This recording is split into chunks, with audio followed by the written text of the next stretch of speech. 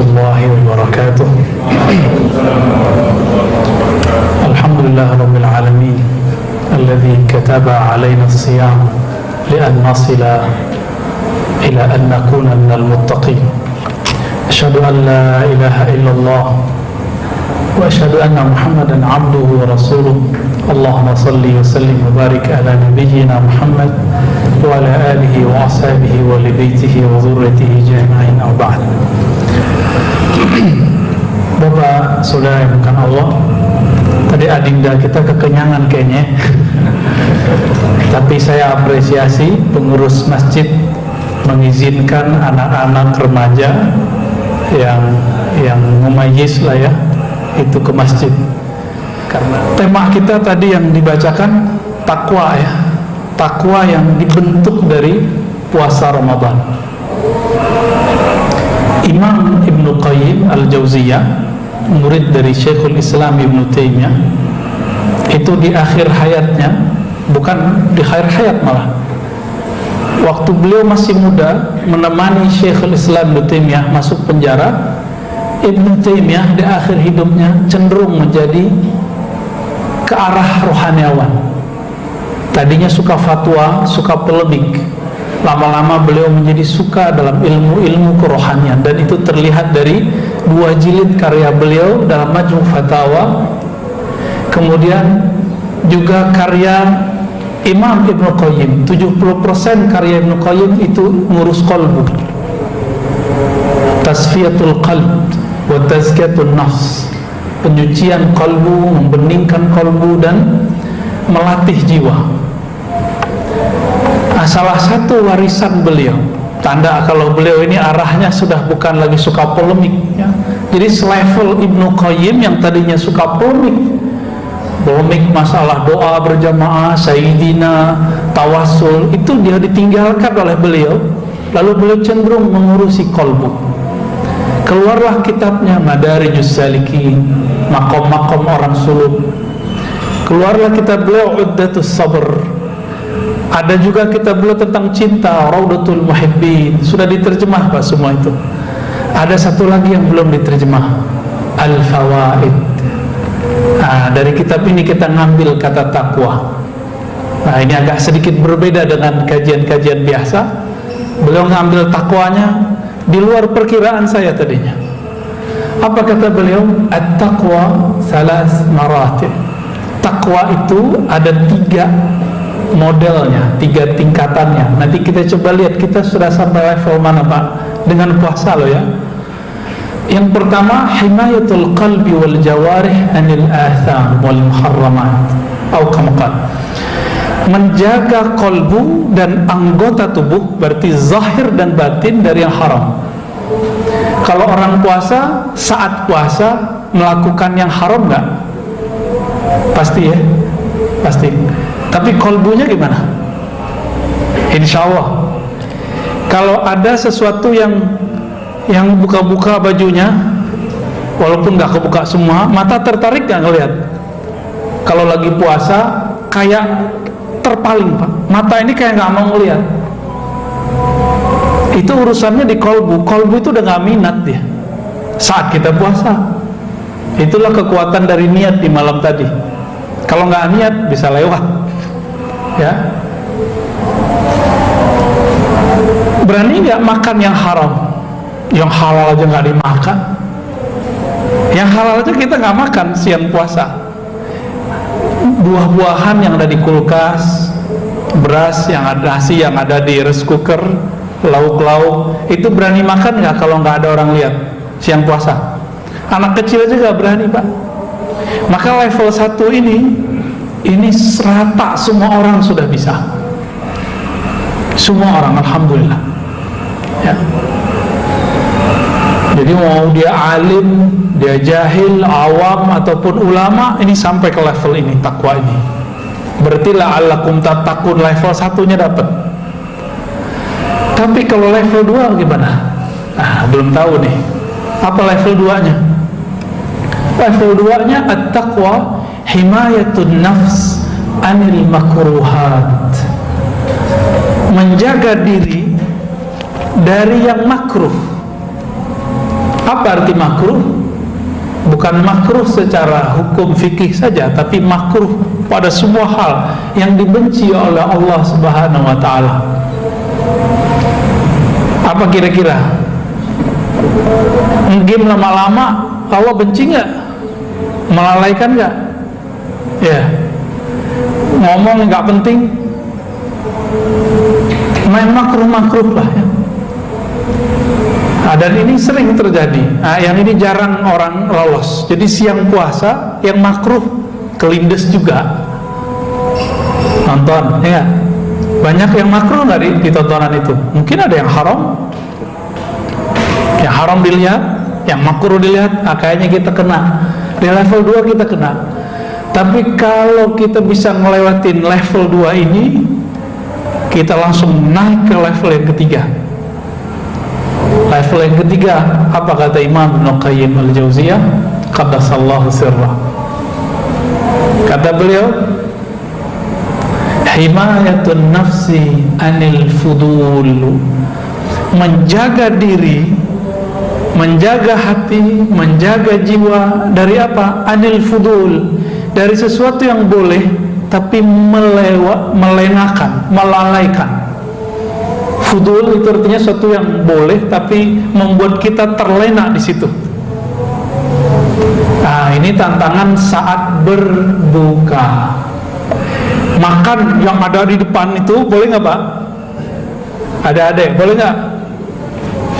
Ibu kita, mak kita buat kolak.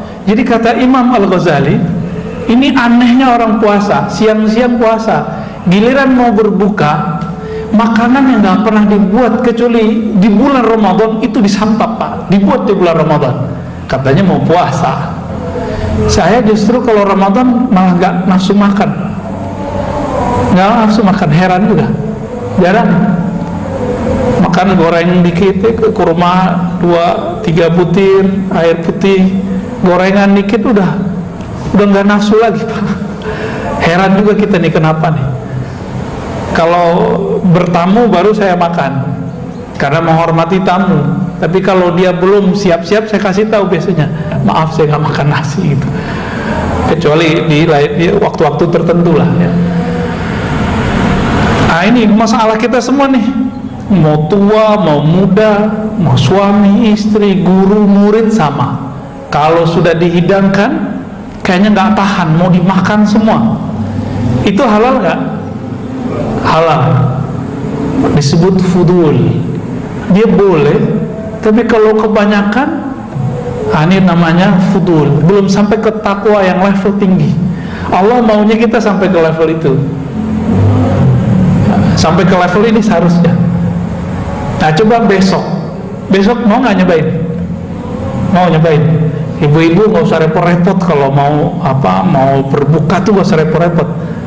Ya, jadi perempuan itu seharusnya bulan Ramadan ringan kerjaannya, bukan malah repot, Pak. Ini ibu-ibu kayaknya paling repot bulan Ramadan. Nanti tinggal cek setelah 30 hari berat badannya naik berapa, Pak. Boleh nggak naikin berat badan? Boleh ya, tapi itu termasuk fudul. Fudul itu boleh diartikan Allah, sesuatu yang melalaikan walaupun boleh. Nah, ini coba besok sore kasih tahu ke istri, kasih tahu ke mamanya deh ya. Mama nggak usah masak yang banyak-banyak, nggak usah buat ini, buat apa adanya aja. Ya kurma dikit, makan dikit-dikit lah kira-kira, nggak usah banyak-banyak. Tapi anak-anak kecil mungkin hiburan dia, kita kasih tahu makan buat ini, buat itu, tapi nggak usah banyak-banyak. Mulai diajar anak-anak kita hidup sederhana. Kan niat puasa hidup sederhana. Kalau orang tidak sederhana dengan berpuasa, berarti belum terbentuk takwanya. Jadi seharusnya bulan puasa itu pengeluaran kita sedikit atau banyak, Pak? Seharusnya dikit. Tapi faktanya gimana? Kebalikannya.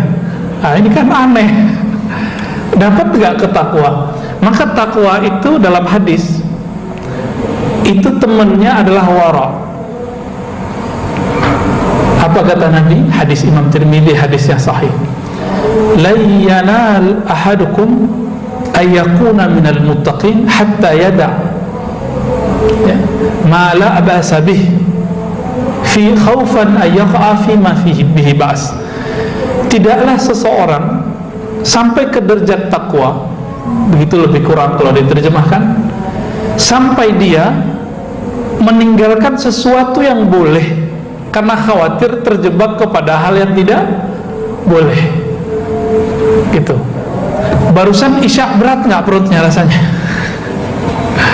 Ya berat Pak ya. Berarti ada kelebihan. Kalau mau juga makan agak banyak nanti pas pulang. Rasakan Pak nikmatnya hidup. Nikmat sekali. Jadi ternyata hidup enak itu bukan lagi lapar langsung makan banyak, enggak. Dikit-dikit diisi. Karena dia kosong sudah sekian jam, diisi sedikit-sedikit. Itulah modelnya Rasulullah sallallahu alaihi wasallam. Maka Rasulullah jarang sakit. Jarang sakit. Loh kok bisa jarang sakit? Padahal beliau sering perang. Bahkan beliau jarang makan. Kadang beliau itu kedatangan tamu itu gak berhenti-berhenti. Semuanya dikasih. Bisa gak makan Rasulullah itu berhari-hari, ngurusin ahli suffah, ngurusin semua orang yang ada. Tapi ternyata beliau mengatakan, at'amani rabbi wasaqani. Pada hakikatnya Allah telah mengenyangkanku dengan memberiku makan dan memberiku minum di saat kalian tidak tahu. Jadi Nabi itu cukup baca doa beres Pak perutnya. Kalau kita nggak sanggup ya. Masih ingat gak bulan Ramadan lalu ditakut-takutin sama beberapa ustadz yang bilang akan terjadi dukhon. Kita nggak tahu Ramadan ini Pak Ramadan tahun depan Pak. Nggak tahu. Ini kan belum 15 Ramadan kan. Hadisnya masalahnya dhaif. Si ustadz udah keburu ngumumin nanti 15 Ramadan 1441 akan terjadi dukhon. Dukhon itu kan artinya asap raksasa yang muncul di langit. Wallahu alam gimana modelnya. Belum kebayang juga sama saya. Habis itu ada yang merevisi. Dia sadar hadisnya bermasalah, tapi tidak kemudian minta maaf kepada umat, malah ngasih semacam advice. Karena masa sudah krisis, ayo beli bahan pangan sebanyak-banyaknya. Numpuklah orang di beberapa kampung, beberapa kota mulai krisis. Waktu itu krisis beras.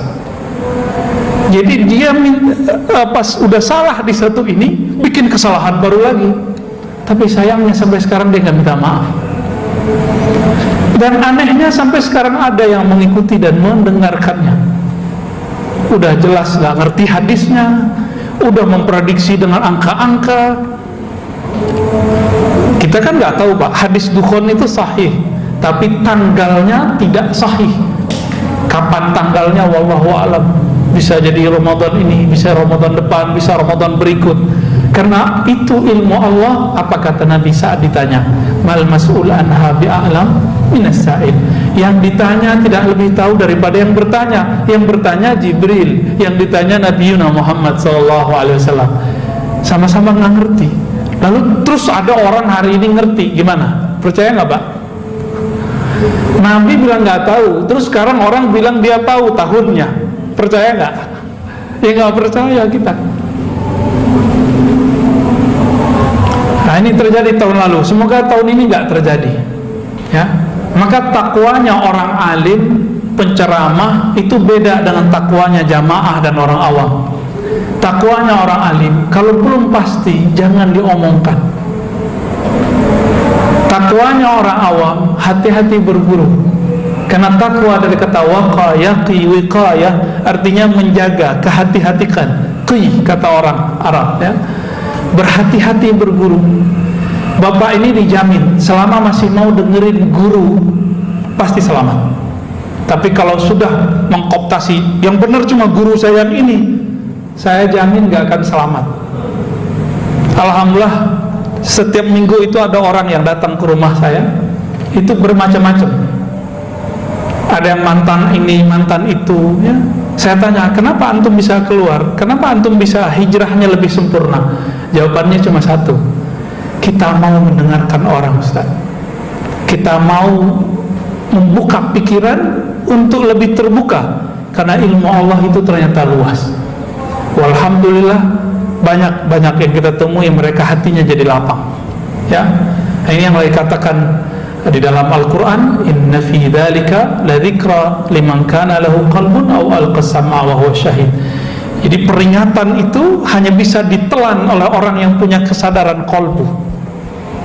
Kolbu yang mana? Mau sakit kek, mau sehat, ya mau denger aja. Insya Allah, Allah akan masukkan kebaikan itu. Tapi telinga di sini, pikiran nggak di sini, ya sama aja. Malah hatinya dongkol. Ada ujub, perasaan merasa paling benar. Ya, nggak mau dengerin. Ini hati-hati. Ya, apa kata Nabi? Al-kibru baturul haq wa ghamdun nas. Sombong itu kamu menolak kebenaran dan meremehkan orang lain. Hati-hati nih kolbunya antum semua. Terbayang sedikit di kolbu, saya lebih baik daripada orang di samping, di depan, di belakang. Itu namanya kibir. Dan kibir itu pewaris setan. Orang yang punya sifat ini pewaris iblis. Walaupun berjubah, walaupun bergamis, walaupun pegang Quran, sama. Hati-hati Pak. Ya. Oleh karena itu saya mengajak diri saya sendiri dan kita semua, mari kita coba jalani jalan takwa tadi. Jadi mulai besok puasanya ditingkatin. Kalau sudah meninggalkan yang haram, sekarang masuk meninggalkan yang makruh, lalu meninggalkan yang halal tapi melalaikan. Demikian dari saya, Bapak Salam karena Allah. Semoga kajian ini bermanfaat bagi saya dan kita semua, menjadi bekal kita dunia akhirat dan diridhai oleh Allah Subhanahu wa taala. Amin ya rabbal alamin. Wassallallahu ala Muhammad. Assalamualaikum warahmatullahi wabarakatuh.